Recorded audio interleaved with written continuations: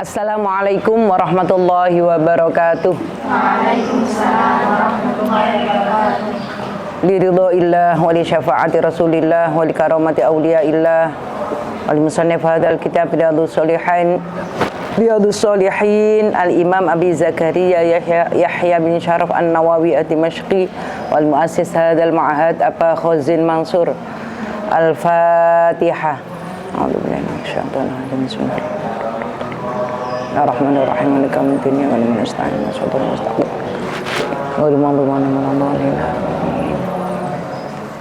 Bismillahirrahmanirrahim. Alhamdulillahirabbil alamin wassalatu wassalamu ala asyrafil anbiya'i wal mursalin sayyidina wa maulana Muhammadin wa ala alihi washabbihi ajma'in.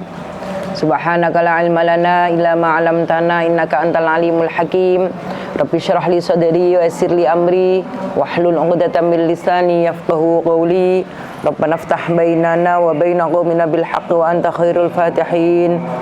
Allahumma rzuqna fahman nabiyyin wa hifdzal mursalin wa ilhamal malaikatil muqarrabin. Allahumma faqihna fid din wa 'allimna ta'wil. Amin ya rabbal alamin.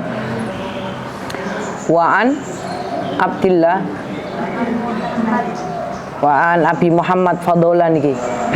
Qala al-musannif rahimahullah ta'ala wa nafa'ana bihi wa bi 'ulumi wa amadana bi asrari wa 'ada alaina min barakatihi fid dharain. Wa bi wa ilai qala wa an Abi Muhammadin rupane Fadlah bin Ubaid Al-Ansari radhiyallahu anhu. Anau sune Abi Muhammad iku sami'a midanget sinten Abi Muhammad midanget Rasulullah sallallahu alaihi wasallam yaqulu hale dawuh Kanjeng Nabi, tuba liman hudiya ilal Islam. Tuba bejo banget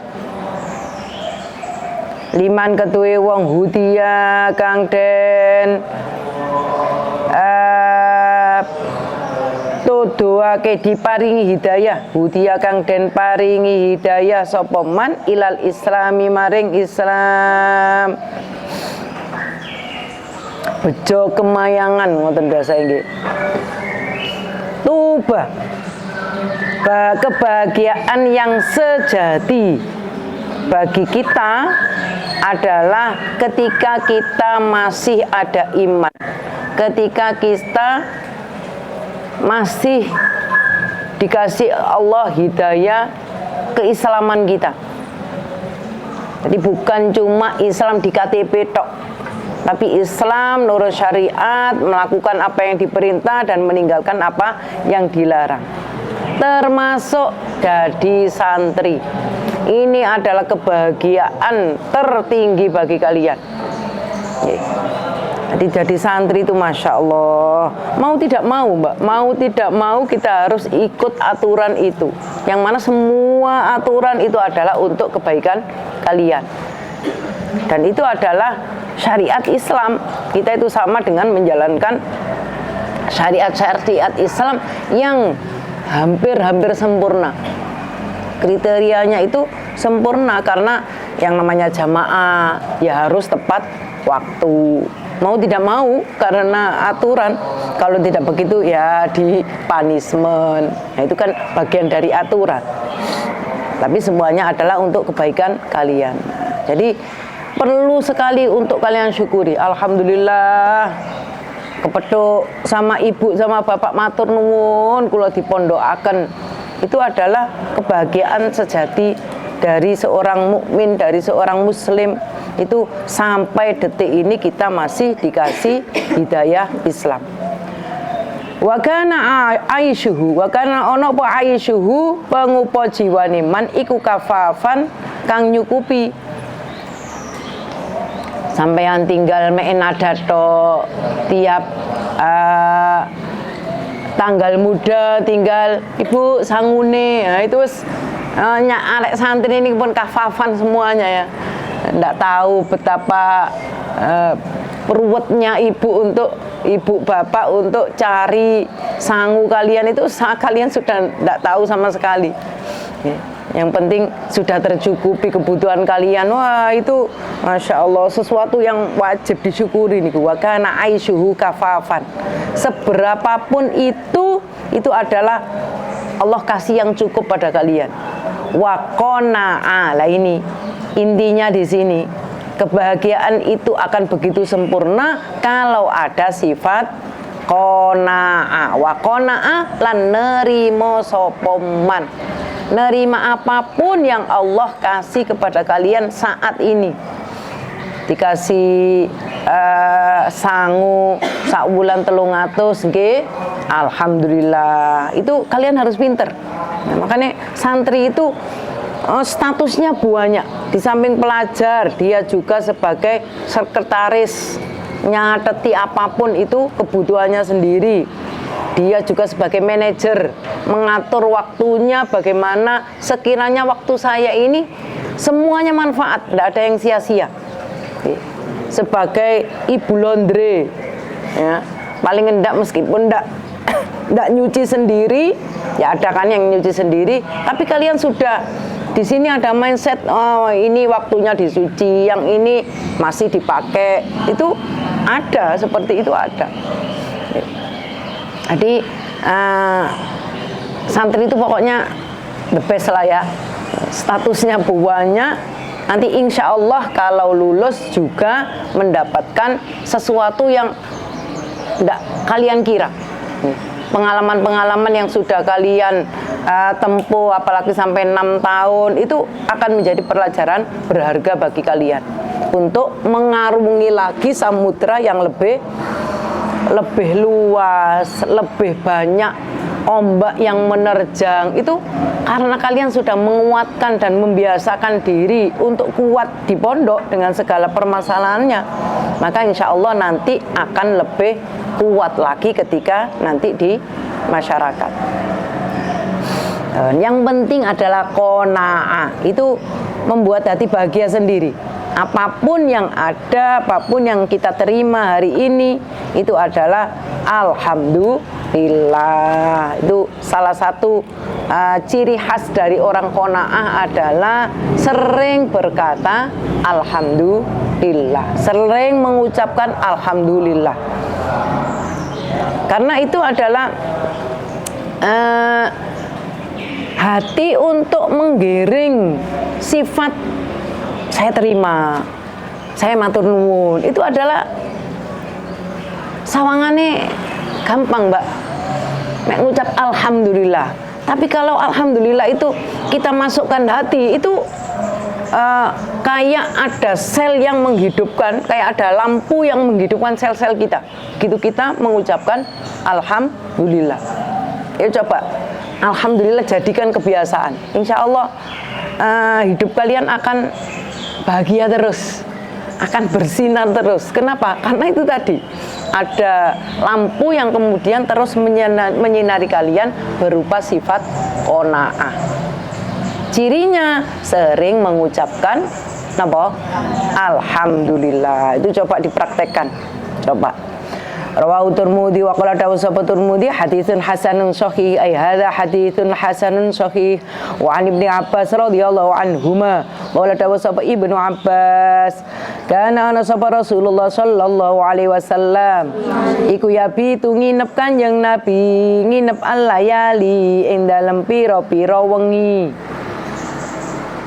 Al-layali ing dalem pira-pira wengi al-mutatabi'ata kang nuli-nuli tawiyan nginep tawiyan iku dadi wong kang luwe ya pitu nginep Kanjeng Nabi ku tawiyan dadi wong kang luwe. Nah ini menunjukkan sifat zuhudnya Kanjeng Nabi. Bukan kemudian Nabi tidak bisa memenuhi kebutuhannya, mboten. Kan Kanjeng Nabi kan sebagaimana yang kalian tahu nih, mukjizatnya itu bisa mengalirkan air, bisa kemudian membuat makanan hanya satu wadah bisa dimakan oleh beratus-ratus tentara, bala tentara saat itu bisa. Tapi memang yang diajarkan Kanjeng Nabi adalah fadlul ju', keutamaan daripada berlapar-lapar ria. Jadi sampai Kanjeng Nabi itu kadang-kadang 2 malam, 3 malam berturut-turut itu dalam keadaan perutnya kosong. Itu menunjukkan sifat zuhudnya Kanjeng Nabi. Walu hale utawi keluarga Kanjeng Nabi iku la yajiduna, ora nemu sapa Kanjeng Nabi, ora nemu sapa ahluhu, ora nemu asyaan ing panganan sore. Kadang-kadang malam pun itu juga ada yang dimakan. Ini pelajaran bagus juga ya bagi kita ya. Kalau malam itu sudah ndak usah makan. Ngemil-ngemil sedikit aja. Jangan kemudian malam itu buat makan berat. Kadang malam itu tambah ngemi. Ya, ada yang di sini karena tidak boleh maka tidak ada ya. Kalau misalnya diperbolehkan, wah insya Allah ben jam 09.00 mari deresan kabeh, ayo ngemi ngono. Ya, ndak ada selesainya ngemi itu nggih. Nggak ada bosennya sama mie ya. Meskipun tiap hari nggak ada bosennya. Tapi Masya Allah itu efeknya banyak sekali Mbak. Jadi wes bener aturan untuk minimal seminggu sekali. Tiap Jumat untuk damel mie itu pun bagus sekali itu secara kesehatan. Nah, jadi ini menunjukkan kalau Kanjeng Nabi makan malam itu kadang-kadang tidak nemu, dan ini kita buat sebagai pelajaran. Kalau malam nggak usah makan berat, nyemil dikit-dikit aja. Niku lapar, minum. Lapar malik, minum malik. Nah, itu sesuai hati tuh. Badan kalian akan dibersihkan oleh air-air itu. Usus-usus yang numpuk kotoran di situ akan dibersihkan oleh air. Oke. Jadi malam-malam kok lapar, air itu digambior sama air bersih itu ya. Wa kana ana apa aisyuhu, pangupo jiwane man iku kafafan, kang nyukupi lo keliru. Wa kana ana apa aksaru khobazihim, luwe akeh-akeh rotine ahlu iku khubzaz syair, roti gandum. Iku khubzaz syair, roti gandum, artinya ya standar aja, roti-roti biasa, bukan kemudian Kanjeng Nabi jadi raja, jadi pemimpin saat itu terus makannya enak-enak, roti-roti enak, boten. Roti-roti ya standar saja, roti gandum biasa. Rawahu ngriata ing hadis sapa At-Tirmidzi, faqala dawu sapa Tirmidzi haditsun hasanun sahih. Biar kita itu ketika saatnya pentil itu di bawah itu tidak merasa paling terzolimi sendiri sedunia, tidak merasa kalau paling saya ini paling tersiksa sendiri, mboten. Kanjeng Nabi lu ngeten. Ini perlu diingat-ingat bahwasanya kehidupannya Kanjeng Nabi itu sampai 2 malam 3 malam itu tidak ada makan. Tidak ada makan, sampai tidak makan, sampai beliau itu sampai kalau lapar itu batu itu ditaruh di perutnya, kemudian dipakai sabuk. Kalau lihat sekarang semuanya ada itu rasanya kayak malu gitu nggih.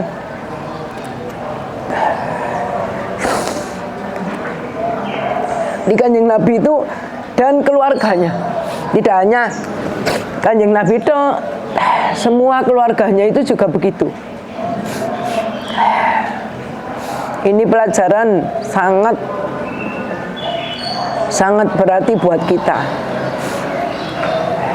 bahwasanya kalau saat-saat terburuk pun itu sudah dicontohkan oleh Nabi, bagaimana kemudian kita menghadapinya, tetap survive, tetap semangat. Karena yang kita hadapi itu tidak hanya hari ini saja. Hari-hari di masa depan itu kita masih butuh semangat kita. Kita masih butuh untuk menyemangati keluarga kita.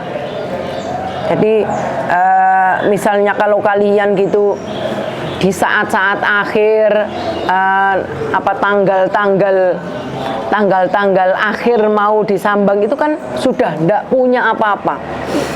Itu jangan biasakan jangan biasakan hutang. Sudah itu kurang 3 hari kok tidak punya sangunen teblas. Sudah sini kan sudah ada jatahnya makan, minum juga sudah include. Artinya tidak usah mengeluarkan uang lagi. Sebenarnya kalau kita nikmati itu dan kita sudah mendapat pelajaran dari Kanjeng Nabi, sudah kita nikmati hari-hari itu. Jangan kemudian karena nuruti hawa nafsu, kepingin ini, kepingin itu, sampai kemudian hutang. Jangan. Karena pelajaran kalau sudah di titik terendah kemudian kalian hutang, itu nanti akan terbawa di masa-masa depan. Dan pasti Allah akan uji itu. Misalnya ketika nanti berumah tangga, terus ujian itu pasti ada. Ketika kita di titik terendah, tidak punya apa-apa, itu terus apa? Kalau kita sudah biasa dengan pelajaran di pondok yang wayai tirakat, wayai poso, wayai ndak foya-foya, itu maka kita akan terbiasa dengan itu. Kebiasaan-kebiasaan itu akan kita bawa ke masa depan kita. Tidak kemudian hutang sana, hutang sini, sampai numpuk hutangnya wis naudzubillah itu. Nggih. Mohon ya Allah, pelajaran berharga Mbak. Kanjeng Nabi nyontoni ngene itu, Masya Allah. Wa an fadhalah. Lan saking fadhalah bin Ubaid radhiyallahu anhu anna Rasulullah sallallahu alaihi wasallam iku kana ana Kanjeng Nabi ku ida sholla nalikane salat Kanjeng Nabi bin nasi ngimami bareng menungso, ngimami menungso, ya khirru mongko njungkel sapa rijalun pira-pira wong lanang. Berarti sahabat, banyak sahabat nggih. Min qamatihim saking jejeke rijal. Njungkel fi sholati ing dalem salat. Krana napa? Minal khososoti, krana bangete luwe. Dan ini kemudian dicontoh oleh sahabat-sahabat beliau. Wisin Kanjeng Nabi kadang-kadang mboten mangan. Akhirnya dicontoh. Oh, ini anjane digamel tirakat kita. Nah, pada suatu waktu saking luwene jamaah niku sampai sempoyongan, enten sing jungkel sampean. Niku sahabat sufa wahum utawi rijal iku ashabus sufah.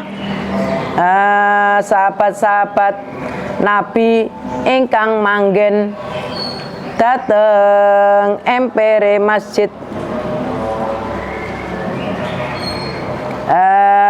Emper niku nggih serambi nggih. Serambine masjid utawa santrine Kanjeng Nabi ngoten kalau bahasa sekarang itu hatta yaqula hingga ngucap sapa al-arabu pira-pira wong Arab haula imajanin. Haulai utawi iki rijalun iku majaninu pira-pira kang edan. Diarani sempoyongan itu. Lho. Kok edan ngene rek wong iki. Itu sampai seperti itu. Bahasa-bahasa gini ini kan kalau kita buat sebagai bahasa plesetan ngoten nggih gak apa-apa, ngoten nggih gak sampai anu. Karena yang ngucapkan nggih wong Arab. Nah, tidak kemudian gendeng itu. Kadang-kadang gendeng itu kalau bahasa Surabayaan itu jadi bahasa-bahasa bahasa-bahasa gaul, bahasa-bahasa biasa gitu kan ya. Kadang-kadang kita ada orang kaya raya misalnya, orang kaya kemudian dia misalnya itu ada nggih di Puri itu nggih kan rumah apa Mbak, rumah sultan itu kalau gini nih Ramadan tiap hari ngasih takjil orang 1000. Bayangkan tiap hari. Berarti 30 dino berapa? Beribu-ribu. Itu biasanya kalau kita ceritakan ya, misalnya yang lebih dari itulah. Itu kalau kalimat ini nanti kurang fantastik. Ya, misalnya ada orang kaya begitu itu, terus kemudian mengeluarkan takjil satu hari itu sampai 10.000. Wih, gondeng iku lah ngoten nggih. Jadi artinya mencontohkan bahasa gendeng-gendeng gitu itu ternyata itu adalah bahasa-bahasa yang biasa, bahasa gaul bagi orang Surabayaan gitu nggih. Jadi bukan terus ngilokno gila-gila beneran, enggak. Itu bahasa-bahasa yang buat biar tambah akrab gitu aja. Jadi kan ada kan nggih, biasa ngoten kan nggih. Ono sesuatu yang sangat fantastis iku langsung, weh, wendeng arek iku rek ngoten kan. Tapi insyaallah kalau di pondok tidak boleh membiasakan itu ya. Nah, itu cuma bahasa kono, bahasa wong wado ngoten niku ya, wong anta beranta. Nah, kalian tidak boleh membiasakan itu. Gimana itu bahasa yang terdengar kasar gitu nggih. Jadi tetap tidak diperbolehkan meskipun itu hanya sekedar guyonan, sekedar joke, itu tidak boleh. Ini cuma nyontohkan ini. Jadi majanin di sini maksudnya bukan yang gila-gila beneran ndak. Faida sholat mongko nalikane sholat sapa Rasulullah sallallahu alaihi wasallam in sorofa mongko bubaran Kanjeng Nabi ilaihi maring rijal. Akhirnya setelah Nabi selesai sholat dilihat, ini kenapa ini kok bergelimpangan ini? Faqala mongko dawuh Kanjeng Nabi, niku Kanjeng Nabi saking luwene niku sampai mboten kiyat, sampai sempoyongan. Lau ta'lamuna terus Kanjeng Nabi, lau ta'lamuna lamun ngerti sapa sira kabeh ma ing barang lakum kedue sira kabeh indallahi ta'ala mungguhe Gusti Allah taala la ahbabtum mongko nyektine demen sapa sira kabeh demen antazdadu demen ing yen to tambah sapa sira kabeh apane faqotan sifat faqire wahajatan lan sifat butuhe. Kalau kalian tahu bagaimana Allah kasih pahala kepada orang-orang yang hampir menahan laparnya berhari-hari dalam keadaan tidak punya, dalam keadaan hajat, kalau kalian tahu pahalanya seberapa, pasti kamu akan kepingin nambah lagi. Kulo berlapar-lapar mawon. Meskipun di situ ada hidangan banyak, boten. Kulo pingin poso mawon. Nah, kalau bahasa santri itu dibuat poso. Meskipun di situ misalnya dalam keadaan kaya raya, tetap pingin poso aja. Kenapa? Karena pahalanya di situ banyak sekali. Ini cara Nabi untuk memotivasi sahabat-sahabat yang memang lapar, memang dia itu fakir. Jadi ada fakir itu yang memang benar-benar fakir, yang kemudian dia lapisi dengan niat yang baik, dengan memang pun kula damel tirakat mawon. Itu ada yang seperti itu, ada yang sebenarnya dia kaya, tapi dia pingin tirakat beneran sehingga dia puasa. Semerap Indah Bordir, Mbak. Semerap ya. Nah, itu Abah Nazim yang punya itu sekarang sudah wafat nggih, Allah yarham. Itu kaya raya, Mbak. Kaya raya itu, sekaya-kayanya itu. Tapi beliau itu tetap Senin Kemis. Bahkan ketika umroh pun itu juga puasa. Bayangkan, itu kan orang kaya itu biasanya kan buat apa puasa, makannya enak-enak, kan mestinya begitu, mestinya. Tapi tidak beliau. Bahkan kalau Rejab itu beliau itu sampai 1-27 Rajab itu puasa. Malahan puasanya itu ditambah dengan Ayamul Bid. Itu konsultasinya terus sama Buya itu. Kalau ketika ini Ayamut Tasyrik itu kan 13, 14, ayam mutasyrik 11, 12, 13. Kalau ayamul bid 13, 14, 15. Berarti kan di situ ada 13 itu tidak boleh puasa. Ngoten niku suwede. Gus, yang napa niki? Ayamul bid kula cuma kali. Sampai ngoten, kehilangan ayamul bid 1 karena memang tidak boleh kan nggih. Tidak boleh ayam mutasyarik itu tidak boleh puasa. Kula namun umanan ayamul bid 2. Yang napa nek kula damel teng tanggal 16-nya sampai segitunya. Tidak mau kehilangan momen ayamul bid. Iya, tidak boleh, malah tidak apa-apa. Terus ikut saya, enggak, tidak apa-apa.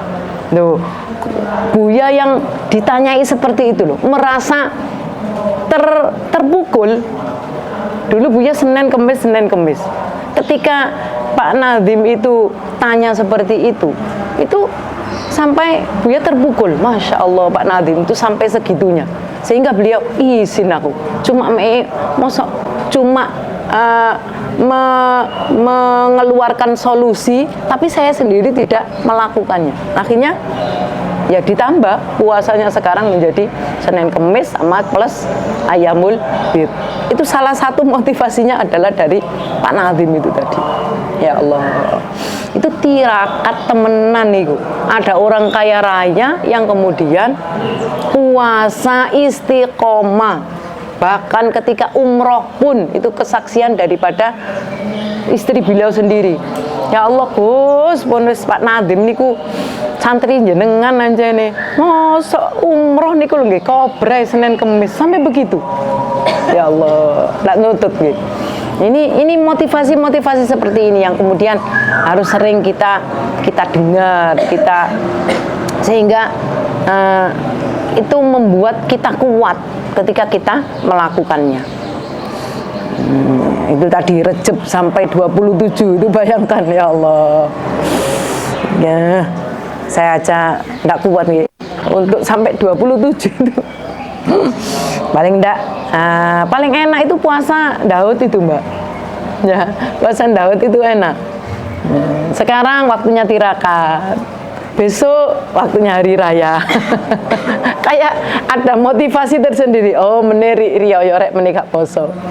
Besoknya lagi, saatnya tirakat, mosok kate riyo terus. Gitu. Jadi waktu demi waktu itu rasanya ada kebahagiaan yang muncul. Nah, enak. Nah, tapi kalian kalau santri itu harus juga penuh perjuangan ya, karena memang banyaknya kegiatan itu. Jadi kalau niatnya ndak kuat, ya ndak kuat beneran. Jadi harus ditopang dengan kuatnya niat. Bon, tetap mundi. Lah bab nante faqatan wa hajatan. Ini salah satu motivasi Kanjeng Nabi untuk orang-orang yang fakir-fakir itu. Wa an Abi Karimah Al-Miqdad, Allahu a'lam bis-shawab. Pun metanai. Rabbi fa'ana bi barakatihim wahdinal husna bi hurmatihim wa amitna fi tariqatihim wa mu'afatihim min fitani rabbi fa'ana bi barakatihim wahdinal husna bi hurmatihim wa amitna fi tariqatihim wa mu'afatihim minal fitnah. Subhanakallahumma bihamdika asyhadu an la ilaha illa anta astaghfiruka. Assalamualaikum warahmatullahi wabarakatuh.